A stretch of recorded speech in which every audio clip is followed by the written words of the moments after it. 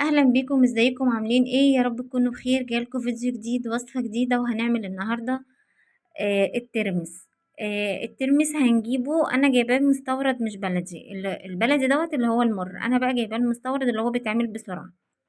جبته طبعا ونقيته كويس، اي حاجة مخرومة، اي حاجة شكلها وحش فبشيلها.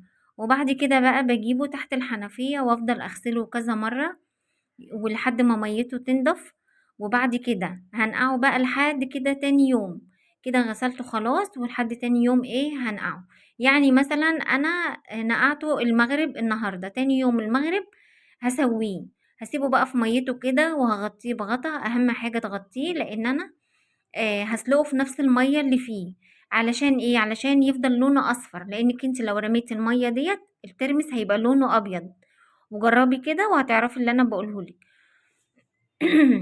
خدته بقى على النار بنفس المية اللي انا كنت نقعاه فيها. واول لما يغلي بشيل الريم بتاعه. يعني عموما هو مش لازم تشيليه، بس علشان يبقى المية رايقة وشكلها حلو. فبسيبه بقى يستوي كده على النار حوالي ربع ساعة. تمام، يفضل يغلي كده حوالي ربع ساعة. اهم حاجة ان انتي تنزليه متماسك شوية، مش ني ومش مستوي قوي. يعني تيجي تقطميه كده بتلاقيه بيتقطم معاكي، مش ني ومش بيتهري. تمام، لان احنا لسه هنحطه في الملح، وممكن الملح يسويه كمان شوية. خلاص كده بقى غلي، وهبدأ بقى ان انا ادوقه علشان اشوفه استوى ولا لا.